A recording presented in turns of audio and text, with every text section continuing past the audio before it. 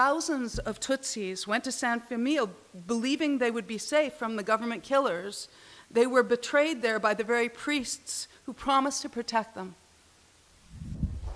I spent the better part of this past year and the year before working for the government of the tiny East African nation of Rwanda. Yeah, it was my job to design and produce a series of national and international events to commemorate the 20th year, well, let's not call it an anniversary, of the 1994 genocide. You may remember that all hell broke loose there when ethnic Hutus were incited by the extremist Hutu government to murder their Tutsi neighbors. The idea was to get rid of all Tutsi once and for all. The UN Peacekeeping Commission was warned that it was going to happen, and they did nothing. And then President Clinton and the US Congress stood by, knowing fully well what was happening. Clinton calls it one of his greatest regrets. If I were him, I'd put it at the top of my list. Someone in the office of the president of Rwanda thought it was a good idea to bring in a second-generation Russian Jewish American person, need I say a white woman, theater artist, to, as they say, reframe the genocide narrative 20 years out. Now, I think they wanted to talk to the world about unity and reconciliation and high tech. October 25th, 2013, my nonstop KLM flight from Amsterdam breaks through the cloud layer on my first, or what is, would be my first, landing at Kigali National Airport. I see why, as I have learned from many months of intensive research, Rwanda is called Mille Collines. In French, it's called Land of the Thousand Hills. With an average annual rainfall of over 40 inches, the land is lush and green. Legend has it that God wandered the world during the day and he came home to beautiful Rwanda to sleep. In 1994, God decided to stay away. It's Albert Guzungu's job to pick me up at the airport and show me around. He's 6'5", long, skinny boned, flashing a big tooth smile. He slows his gait to mine. He's to my left, my huge red bags in tow, guiding me through the threadbare airport from the baggage area to his immaculate 1986 blue Toyota sedan. It's not until I settle into the passenger seat that I catch sight of the deep crack in Albert's skull that runs from the top of his ear down the length of his neck, disappearing under the collar of his neat blue and white dress shirt.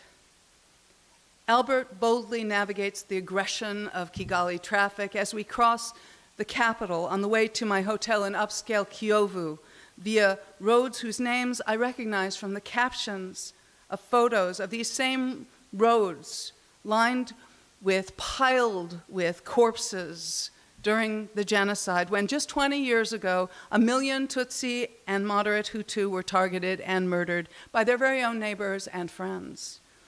The genocide in Rwanda is deliberately intimate as an affair.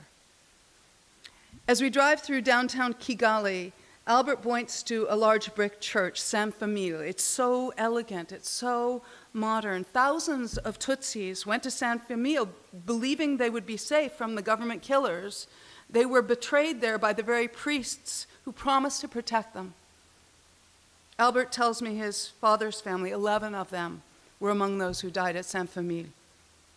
The next day, driving out of town to see yet another church where thousands died, we crossed the bridge over the Nyabarongo River. We stop midway, get out of the car, and gaze into the now clear running waters. 20 years ago, Albert tells me, the river was clotted with corpses, its water red with blood. He was 10 years old when he hid in the brushes along the river's shores. He was not sure how long he was there. The genocide lasted 100 days. At the hundreds of memorials throughout Rwanda, most of them are churches and schools. Some of the dead are in coffins, which are stacked in mausoleums or buried in mass graves. Often to save space, the remains of 50 or more people share a single box. Many of the dead have never been boxed. At the church in Murambi, corpses have been left exactly as they were found, frozen forever at the moment of the massacre. Albert took me to a site where tens of thousands of bones are laid out in neat piles on pallets, thousands of skulls intact, sliced open by machete, smashed by club, riddled by bullets, or they're arranged on shelves, row after elegant row. I asked Albert, he was raised near here, do we know whose heads these are? Yes, he says. Do families come to visit them? Yes. Can they recognize the skulls of those they love? Yes, they visit. Yes, they know. Yes. The forehead of one skull in the church at Namada is inscribed Patricia. Most of the remains are anonymous. I mean, how do you identify piles of femurs, tibia, arms? Some bodies, we know who they are. They were discovered fully clothed with wallets and IDs, and many were buried in their own backyards where they died. Albert, the lone survivor in his family, they were all killed. Mother, father, grandparents on both sides, aunts, uncles, 10 siblings, dozens of cousins. Albert made the choice, despite the universal imperative for burial with dignity, Albert made the choice not to bury any of them.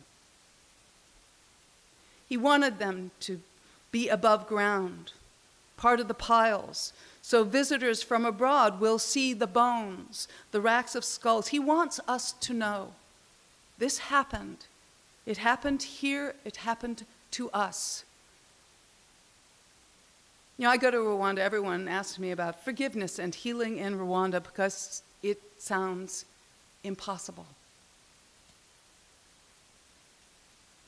Albert doesn't talk about forgiveness. He says he wants peace between Hutu and Tutsi. He wants his children, and he vows he will have many, many, many, many children. He wants his children not to have to run like he had to run, not to have to hide, not to live in fear. And he wants his Hutu neighbors, the ones who stood by, the ones who hacked his head, left him for dead, went on to murder his whole family one by one. He'll never forget the smack of the machete as it broke their bones, cleaved their flesh. He'll never forget their screams, their prayers that someone would save them. Their murderers stood trial. They served way too brief a time and are back in his village, living just next door. Albert wants for them to know he remembers.